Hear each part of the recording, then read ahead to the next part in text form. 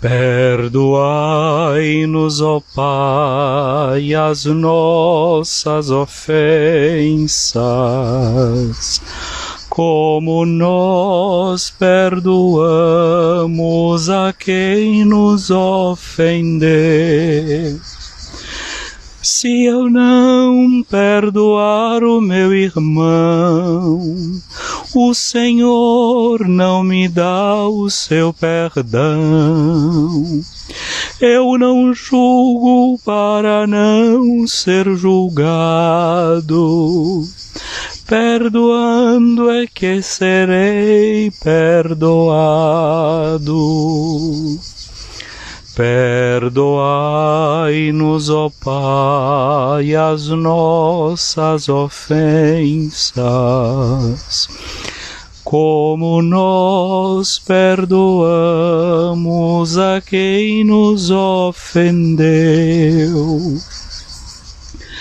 Ajudai-me, Senhor, a perdoar, e livrai-me de julgar e condenar. Vou ficar sempre unido em comunhão ao Senhor e também aos meus irmãos. Perdoai-nos, ó Pai, as nossas ofensas, como nós perdoamos a quem nos ofendeu. Vou levar para a vida a comunhão que floresce desta santa união. Vivo em Cristo a vida de cristão, sou mensageiro de sua reconciliação.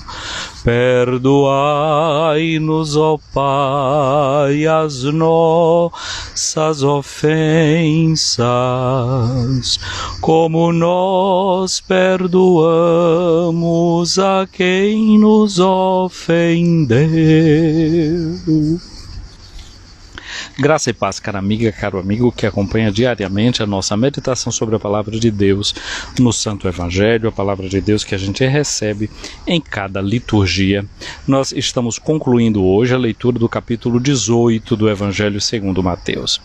Esse capítulo 18, nós já sabemos, é o quarto discurso que Jesus pronuncia dentro do Evangelho de Mateus. Dos 5 que Mateus nos transmite, esse é o quarto. E há uma forma simbólica, não é, de ver aqui este quarto discurso, porque a gente já disse que o número 4 é aquele número que no mundo antigo é o número que se refere às realidades que tocam a Terra. As 4 estações, os 4 pontos cardeais, as 4 fases da Lua, os elementos que compõem a Terra. Portanto, se trata de olhar para essa dimensão, nesse quarto discurso da Igreja. A Igreja. O quarto discurso do Evangelho de Mateus é um chamado Sermão da Igreja, Sermão da Comunidade. E aí a gente lembra que essa Igreja é feita de seres humanos. É a igreja feita de seres humanos. Em língua grega, em língua hebraica, o nome Adão, e sobretudo em língua grega, se escreve também com 4 letras. Se diz Adam. Adam. E essas 4 letras servem como uma espécie de acróstico para falar dos 4 pontos cardeais. Anatolé, não é? Dimises, Messembria e Artos, que é o ponto que significa o norte. Então essas 4 letras significa que a humanidade ela se dispersou em Adão para os 4 cantos da terra. A igreja ela é mandada a todos os povos, a todos os 4 cantos da terra para reunir Adão para reunificar aquele ser humano que tinha sido dispersado por causa do pecado. Portanto, a igreja é a comunidade que é enviada ao mundo para reconciliar os homens com Deus e os homens entre si. Esta é a missão da igreja. Portanto, a igreja é representada aqui também, nesse quarto discurso, naquela dimensão humana que é a dimensão da fragilidade. A igreja que, como diz o Concílio Vaticano II, é santa e pecadora. É santa no seu fundador e é pecadora em cada um de nós, em você, em mim, que somos membros deste corpo. Portanto, se tem uma coisa que a igreja precisa em absoluto, é da realidade do perdão. O perdão que a gente recebe de Deus, e já que a gente recebe o perdão de Deus, a gente deve se perdoar também uns aos outros. É aquilo que Jesus diz no Pai Nosso: perdoai-nos as nossas ofensas, assim como nós perdoamos. É a forma que Jesus nos colocou, nos ensinou de rezar. Um perdão que é também que a gente pede, se comprometendo em dar. Os dons que a gente recebe de Deus, a gente não deve ficar para a gente deve dar também para os outros. Portanto, o perdão é essa realidade que a gente recebe para doar, para dar também. Quem é perdoado deve fazer a experiência de ser perdoador. Nós ouvimos no Evangelho de ontem como Jesus tinha mostrado que se o irmão tinha alguma coisa contra a gente deveria ir até o irmão, até essa irmã, falar a sós, chamar testemunhas para poder intermediar, facilitar as coisas. Se a gente não conseguisse, que a gente deveria chamar toda a igreja. Se esse irmão não se abre à realidade da igreja, que deveria ser tratado como um pecador público ou como um pagão, e nós mostramos como era que Jesus tratava pecadores públicos e pagãos, ou seja, com grande simpatia, com grande misericórdia, e como no fim Jesus falou da necessidade então de, quando esse irmão se comporta dessa forma, de a gente rezar, porque a unidade da igreja, a intercessão da igreja é em favor daqueles que não foram capazes de se abrir para o perdão e corrigir a sua vida por meio da conversão. Aí, esse era o discurso de Jesus pedindo isso, né, para a gente rezar por essas pessoas, e depois de tanta insistência. Aí agora o evangelho de hoje começa com Pedro que toma a palavra. Nesse evangelho de Mateus, que é um evangelho eclesial, é uma catequese sobre a igreja, Pedro tem um papel fundamental. Por isso que Pedro está sempre ali tomando a palavra, tomando a iniciativa. Ele é uma imagem do que é a própria igreja, uma imagem sua e minha. Ele representa essa totalidade da própria igreja. Então é Pedro que agora, você e eu nele, que recebemos a mensagem de Jesus, não é, sobre essa realidade do perdão, o discurso que Jesus fez. Agora Pedro não é, quer ver como é que as coisas se realizam, não é, na prática. A pergunta de Pedro agora é para vamos colocar isso em prática. E Pedro é aquele que já fez uma experiência muito positiva de ter falado uma palavra respondendo a pergunta de Jesus sobre quem ele era. Ele deu uma resposta que não era dele, era uma resposta que foi inspirada. Eu acho que Pedro com aquilo também fica muito animado, né? Vimos que depois, quando Jesus anuncia a sua morte, Pedro também intervém, achando que não deveria acontecer daquela forma. E agora Pedro está diante da realidade desse discurso do perdão que Jesus faz, e agora ele se apresenta em nome de toda a comunidade para falar com o próprio Jesus. Em nome da comunidade, então, Pedro vai fazer uma pergunta que talvez seja a pergunta que você e eu também nos façamos diante dessa realidade de perdoar, que a gente deve perdoar, deve insistir. Pedro então faz uma pergunta. Aproximou-se de Jesus Pedro e perguntou: Senhor, quantas vezes eu devo perdoar se meu irmão pecar contra mim? Aqui uma primeira coisa que a gente vê é que Pedro está no horizonte da quantidade. Mas perdão é uma coisa que se resolve com quantidade? O perdão é uma coisa de qualidade? Já lá no finalzinho desse evangelho de hoje, no versículo 35, a gente vai ver que a questão não é de quantidade, a questão é de qualidade. Mas a pergunta de Pedro não é uma pergunta tola. Por que é que Pedro está fazendo essa pergunta? Porque Pedro sabe o que era ensinado nas sinagogas. Pedro sabe o que era ensinado pelos outros rabis, pelos outros mestres. O Talmud, que era o livro no qual estava condensado todo esse ensinamento, dizia, e é uma coisa interessante aqui para dizer, porque muitas vezes a gente fica pensando que a religião judaica era uma religião de cobrança, onde não tinha espaço para o perdão, etc. Mas não, a palavra de Deus, ela está lá desde o início ali presente, né? Não confundir esses líderes judaicos que tinham confusão com Jesus, estavam ali pegando no pé de Jesus, com toda a religião judaica. Não se trata disso. Essa é a religião dos nossos pais, é através dela que a palavra vem para nós, a gente não pode se esquecer disso. Então, Pedro sabia aquilo que era ensinado nas sinagogas, no Talmud, que dizia o seguinte: o perdão, não é? A gente deve dar o perdão, porque a gente também pedia perdão, mas o perdão era dado até 3 vezes. 3 vezes se devia perdoar, de acordo com o ensinamento dos rabinos. E aí você pode dizer, mas assim pouco, mas minha gente, pensemos seriamente, pensamos em coisas sérias. Perdoar 3 vezes a quem realmente tenha feito algo de muito pesado pra gente, não é uma coisa fácil, não. A gente, olhe lá, se a gente perdoar uma vez, tem gente que leva um rancor para o resto da sua vida. É incapaz de perdoar uma vez só, perdoar 3 vezes já é muita coisa, sim senhor. Mas Pedro faz aqui agora a pergunta para Jesus e exagera na quantidade, não é? Vai muito além daquilo que os rabinos diziam. 2 vezes o que os rabinos diziam, porque 3 vezes 2 é 6, então já seria 6 vezes, e ele ainda acrescenta uma vez a mais, 7 vezes. 7 para o mundo antigo, o mundo da Bíblia, é um número que significa a perfeição, não é? A quantidade do tempo que Deus levou fazendo o mundo, 6 dias, mais o dia do repouso. Então é um número que simboliza na Bíblia plenitude. Então Pedro, quando faz essa colocação, perguntando isso a Jesus, ele já pensa que dizendo isso ele está na plenitude. Agora olha o que é que Jesus respondeu para ele: eu não te digo até 7 vezes, mas eu te digo 70 vezes 7. O que é que está por detrás dessa palavra de Jesus? É um cântico, uma poesia que nós vamos encontrar na Bíblia, no livro do Gênesis, no capítulo 4, versículos de 23 até o versículo 24. Um bisneto de Caim. Lembra que quando Caim matou Abel, é um irmão que mata o irmão, um fratricídio, e Deus coloca um selo na testa de Caim e dizendo: ninguém faça o mal a Caim. Ele matou o irmão, é verdade, mas ninguém faça o mal a Caim. Se alguém fizer mal a Caim, vai ter que pagar 7 vezes. 7 vezes.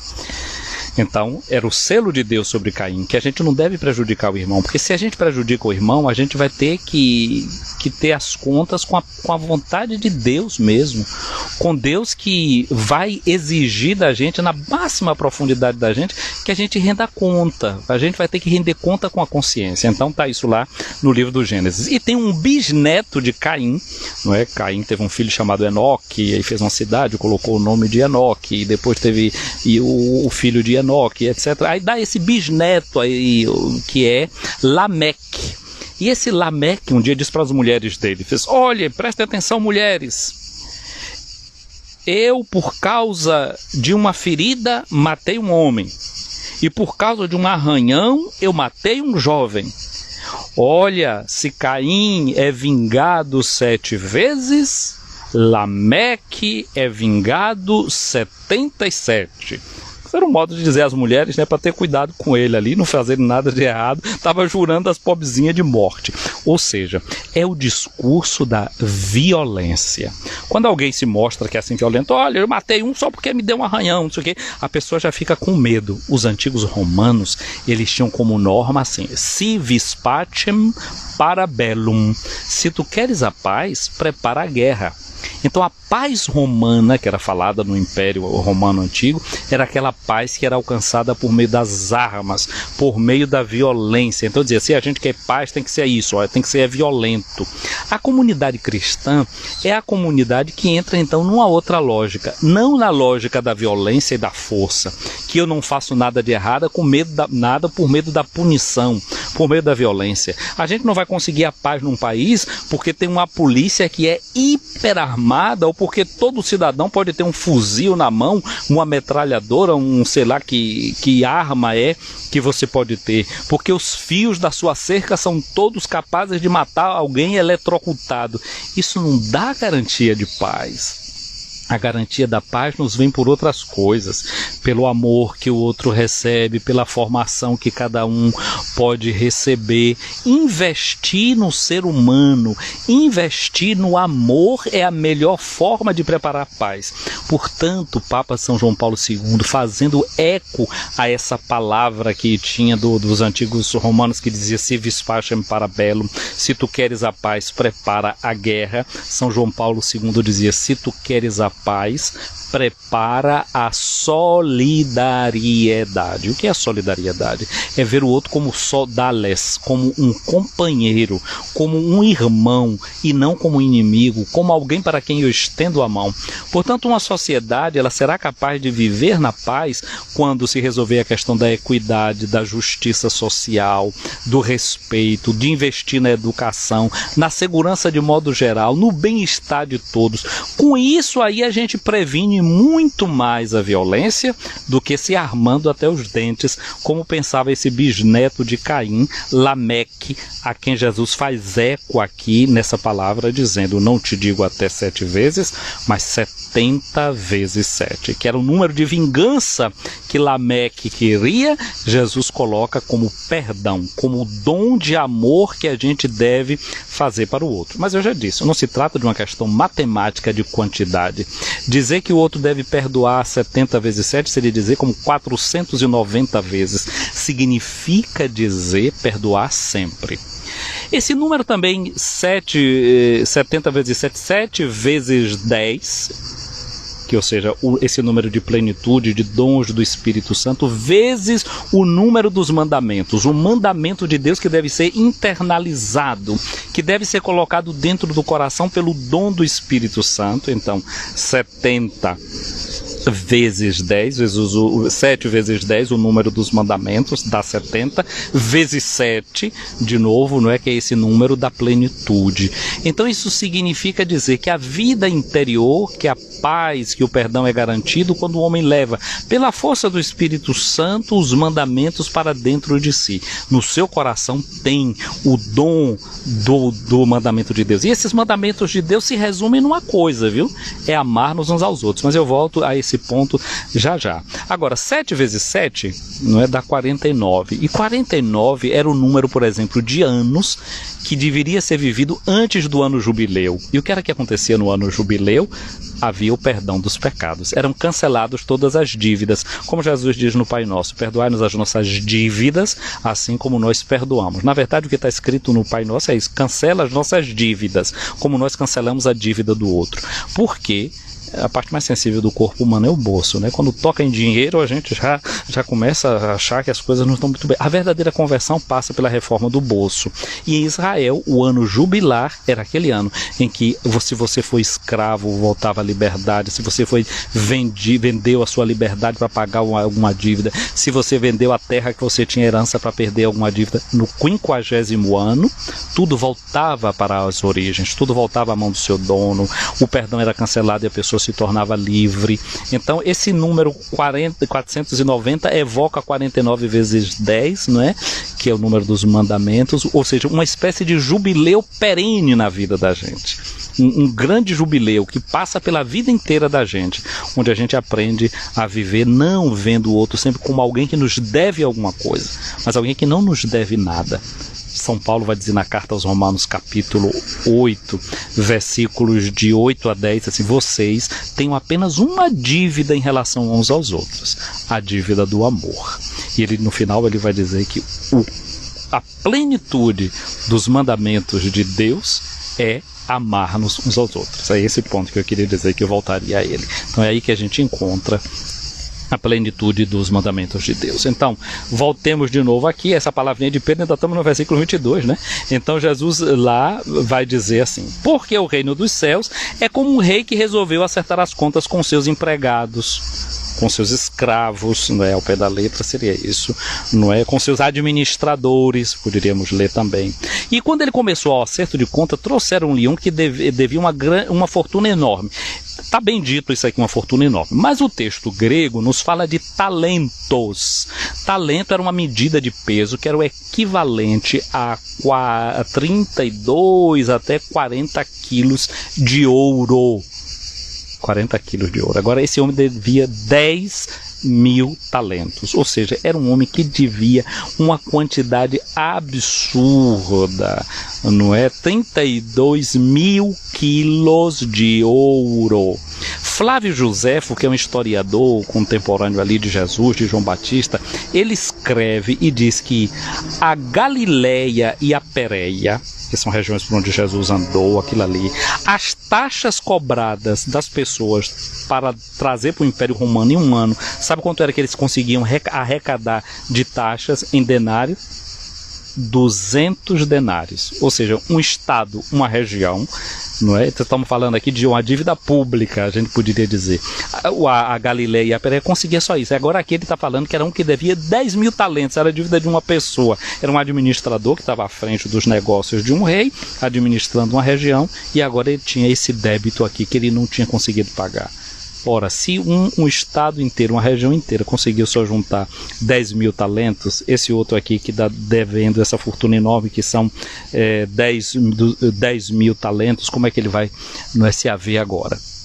Então, quando começou o acerto de conta, trouxeram esse aí que devia ser enorme fortuna, 10.000 talentos, e como ele não tivesse com o que pagar, porque não dava para pagar mesmo, com aquela dívida toda, ele começou, como não tinha com o que pagar, o patrão mandou que fosse vendido como escravo. Eu estava dizendo antes isso, né? Que no ano jubilar, as pessoas, quem perdeu a sua liberdade vendia como escravo. Isso fazia parte do mundo antigo, da lei antiga, não é? Você pagava com a sua própria liberdade a sua dívida. E também deveria ser vendido a mulher, os filhos, tudo que ele possuía deveria ser vendido para pagar a dívida.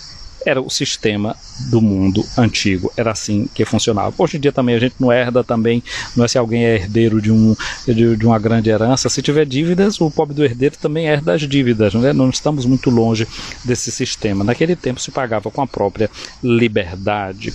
Quando aquele empregado ouviu isso, ele caiu nos pés do patrão e prostrado, suplicava. É como os reis magos que se prostraram aos pés do menino Jesus, é o mesmo verbo aqui. Ele está ali e diz o seguinte: dá-me um prazo e eu te pagarei. Ao pé da letra assim: seja magnânimo comigo, macrotimeson, tenha piedade de mim. Diante disso, o patrão teve compaixão. Compaixão é aquela mesma palavra, não é? Splanknizomai, que Jesus teve quando viu a multidão no deserto sentindo fome. Esse mesmo sentimento é que esse patrão aqui tem. E ele mandou perdoar a dívida. Ele perdoou. Porque aquilo que o homem estava pedindo era impossível. Quando é que ele ia conseguir pagar esses 10.000? Pô, pensa numa, assim, ó, um furgão com 1.000 quilos de ouro, bota um atrás do outro e vê a fila que vai dar de carro. Era isso. Ele não tinha condição nunca de devolver todo esse ouro para o patrão. Quando esse empregado saiu dali, ele encontrou um companheiro dele que devia para ele 100 moedas, ou seja, 100 denários, o equivalente a 100 dias de trabalho. 100 dias de trabalho, 3 meses de trabalho, né? Um quarto do ano trabalhando. Era uma dívida que era razoável, dava para ser paga. E aquele homem pegou e pediu a ele, quando ele foi agarrado pelo pescoço, né? Porque o companheiro o viu, agarrou pelo pescoço, começou a sufocá-lo e dizia para ele: paga o que tu me deves. E o companheiro, caindo aos seus pés, suplicava: dá-me um prazo e eu te pagarei. Mas o empregado não quis saber disso. Saiu e mandou jogá-lo na prisão até que pagasse o que devia. Vendo o que tinha acontecido, os outros empregados ficaram muito tristes e procuraram o patrão e lhe contaram tudo. Esse homem que foi vendido, queria ser vendido para pagar a sua dívida, esse era o costume, né? Agora pensemos ao Adão que eu comecei a falar lá no início da nossa reflexão. Em Adão todos nós pecamos Ele era o devedor e o débito dele passou também para nós, o nosso débito. E o que é que aconteceu comigo e com você que tínhamos esse débito? Por meio do nosso batismo, o débito foi cancelado. Recebemos o perdão das dívidas. Aquilo que era uma dívida que tinha sido transmitida a nós, agora nós não temos mais se nós acolhemos o batismo que Jesus nos traz, a graça que Jesus nos oferece. Agora vamos ver esse daqui que mandou jogar o outro na prisão e não quis saber de perdoar. Quando o patrão soube disso, mandou chamá-lo. Estamos em agosto, mês das vocações. Esse verbo chamar. Você e eu somos chamados para tomar conta da nossa vocação. Qual é a nossa primeira vocação? É a santidade. Qual é a nossa vocação? De igreja. A igreja, nós temos uma vocação dentro da igreja, e a nossa vocação dentro da igreja é de tomar consciência que o pecado de Adão que a gente trazia foi cancelado para nós recebemos o perdão de Deus. E o perdão que a gente recebeu de Deus, a gente deve transmitir para o outro.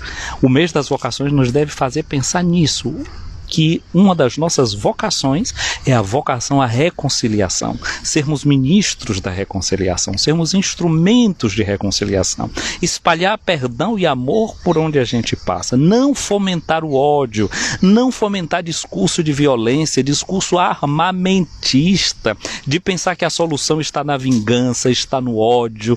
Olha, o mês das vocações nos faz levar a isso, a voltar a isso. A palavra igreja diz que esse sermão do 4º capítulo é o sermão da igreja, eclesia, ekikaleo em grego vai dizer chamar, ser convocado. A igreja é chamada, e a chamada é convocada para isso, para ser instrumento de perdão e de reconciliação, instaurar a paz no meio do mundo, né? Esse laço de amizade tão estreito e forte que veio por meio de Jesus, que nada poderá romper. E aí então, quando esse servo foi chamado, o patrão disse para ele: empregado perverso. Eu já falei sobre essa palavra perverso, não é? A perversão, o contrário dela deve ser a conversão. E o sacramento da nossa conversão é o batismo. O batismo é sacramento de conversão. Voltar ao batismo é largar a perversidade. Eu já disse a vocês que naquela parábola da cinzânia e do trigo, diz que foi um maligno, um inimigo maligno que jogou a semente ali dentro, não é? Então, no fundo, aqui agora, esse empregado que é maligno, que é perverso, no Pai Nosso, Jesus no final ensina a gente a dizer: livrai-nos do maligno. Livrai-nos do maligno. Se de um lado a gente pelo Pai Nosso é chamado a imitar a Deus, chamando-o de Pai, devemos perdoar como Ele nos perdoa, devemos fugir do maligno. Esse empregado aqui, ele traz as características do maligno, do qual a gente pede a Deus que nos liberte e que nos livre. Ele é um empregado perverso, maligno. Por quê? Porque ele não soube perdoar o irmão. A malignidade maior que pode ter no nosso coração é essa, de não perdoar o irmão. Ele diz: eu perdoei toda a tua dívida porque tu me suplicaste. Não devias também ter compaixão do teu companheiro como eu tive compaixão de ti? O patrão indignou-se e mandou entregar aquele empregado aos torturadores até que pagasse toda a dívida. E aí Jesus diz: é assim que o meu Pai que está nos céus fará convosco, se cada um não perdoar o irmão de todo o coração. Aí a pergunta que eu fiz no início: o perdão é uma questão de quantidade ou de qualidade? É de qualidade. E a qualidade é essa: perdoar de todo o coração. Que essa é uma característica de quem segue o caminho do reino, as bem-aventuranças. O que foi que Jesus disse? Bem-aventurados os pobres em espírito, e depois vai dizer: bem-aventurados os puros de coração, eles verão a Deus. Então a pureza de coração, o perdão de coração, que é necessário para que a gente de fato seja os filhos de Deus, que manda o sol para justos e injustos, manda a chuva para bons e para maus. E aqui Jesus, não é, nos diz uma coisa que o evangelista diz, que Jesus terminou esse discurso, deixou a Galiléia e veio para o território da Judéia, além do Jordão. O Jordão é aquele lugar por onde na primeira leitura de hoje a gente vê que Josué, que é o mesmo nome de Jesus, né, atravessa da terra da escravidão, sai do deserto e entra pela terra prometida a partir do Jordão, e ali no Jordão, naquele lugar por onde Josué atravessa, é o lugar onde João Batista batizava, onde Jesus foi batizado. Falar do Jordão aqui agora é falar de novo na realidade do nosso batismo. Perdoar é fazer valer na nossa vida o que aconteceu no nosso batismo. É dar para o outro aquilo que nós recebemos. O Espírito que nós... Lembra que quando Jesus ressuscita, ele sopra sobre os discípulos e diz: recebei o Espírito Santo, o pecado de que vocês perdoarem serão perdoados. Então, esse Espírito que a gente recebe no batismo é Espírito que reconcilia, é Espírito que une, é Espírito que nos leva ao perdão. Portanto, aqui agora a gente é levado a reentrar nas águas do batismo da gente por meio desse discurso que Jesus hoje nos faz, nos ensinando o perdão. Porém, aqui tem uma coisa: perdoar não significa romper com a justiça. Misericórdia não significa não fazer justiça. E é tão verdade que o Pai aqui agora diz: vocês vão ser tratados desta forma, ou seja, vai ter uma equivalência entre a forma que a gente trata e a forma que a gente quer que Deus nos trate. Porque ele diz, como a gente diz no Pai Nosso, perdoai-nos como nós perdoamos. Então o perdão é dom gratuito de Deus. Deus perdoa sempre. Se ele pede para a gente perdoar 70 vezes 7, 490, que não é uma cifra matemática, mas uma qualidade do coração, se ele pede isso da gente, é porque ele é assim. Sede perfeitos como o Pai é perfeito. O Pai é perfeito no perdão. Então a gente deve imitar essa perfeição do Pai no perdoar também. Porém, é algo que entra em equivalência com a justiça. Esse perdão é dado gratuitamente, é dado sempre, mas só vai funcionar na nossa vida se a gente faz funcionar na vida do irmão. Eu já disse a vocês que perdoar é um super dom, um super presente, uma super doação. Agora, quando você recebe um presente, se o presente ficar fechado e você não abrir, você não vê o que está lá dentro. Então é preciso a gente abrir o presente que Deus nos dá, perdoando os outros. Peçamos, portanto, ao Senhor, nesse dia, que Ele nos dê essa graça de perdoar-nos mutuamente. Daqui a pouco a gente vai rezar como Jesus nos ensinou. Peçamos a bênção dele sobre nós, o Senhor esteja sobre ti, para te guiar e te proteger à tua frente, para te dar a dica do caminho que deve ser o teu. Que o Senhor esteja ao teu lado para te acompanhar, dentro de ti para te abençoar, atrás de ti para te proteger. Que a bênção de Deus Todo-Poderoso, Pai, Filho e Espírito Santo, desça sobre ti, minha amiga, meu amigo, e permaneça para sempre. Enquanto dobram os sinos aqui, mostrando que já é meio-dia na cidade eterna, meio-dia em Roma, não é? 7 horas aí para você no Brasil. Eu quero abraçar a quem acompanha essa nossa live. Um abraço para Leo Passos, para Mima Costa, Natália Mercedes, Cássia Matos, Lio Feliz, Cristiane Andrade, um abraço, Cris, para ti, para Rosângela Jaqueline, Ivone Souza, Lilia Davi Luna, Graça e Paz para ti, Dayara Souza, Meire Moreninha, para Mari Caldas, Maurício Pintor, Elza Silva, Maria Belarmina, Biel Festa Cécia, abraço para você, para o nosso caro Luiz Argolo, Daci Sampaio, Nete Pereira, Bia Cláudia, Solange Reinhardt, Renata Salles, Rose Santos, Cia Sérgio, Ednólia Ferreira, um abraço para você, irmã Eronildes,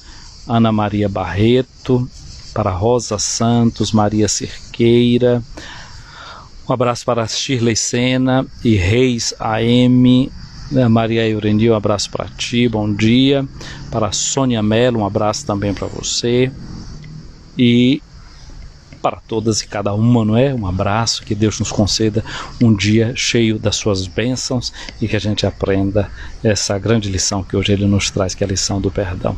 E façamos dessa lição a nossa oração nesse momento. Rezemos uns pelos outros e por nós todos. Pai nosso que estás nos céus, santificado seja o vosso nome, venha a nós o vosso reino, seja feita a vossa vontade, assim na terra como no céu. O pão nosso de cada dia nos dai hoje, perdoai-nos as nossas ofensas, assim como nós perdoamos a quem nos tem ofendido. E não nos deixeis cair em tentação, mas livrai-nos do mal. Amém. Eu vou encerrando aqui a nossa live. Assim que eu encerrar, vou colocá-la aqui. E já peço, você que está aqui, não saia sem curtir. Começa aí curtindo logo. Eu gastei aqui meia hora para fazer isso, tu não vai gastar um segundinho. Clica logo, curte para ela já sair com uma curtição grande e os algoritmos interpretarem que vale vale a pena alguém acompanhar. Se você não conseguir agora, volta depois e curte, depois eu vou jogar lá no meu canal do YouTube, vai lá, curte esse vídeo lá, que vai ficar, e os outros que você não curtiu ainda, faz a mesma coisa também no Facebook, caso você o tenha, e assim os algoritmos sabem que devem impulsionar essa mensagem. Fiquem com Deus.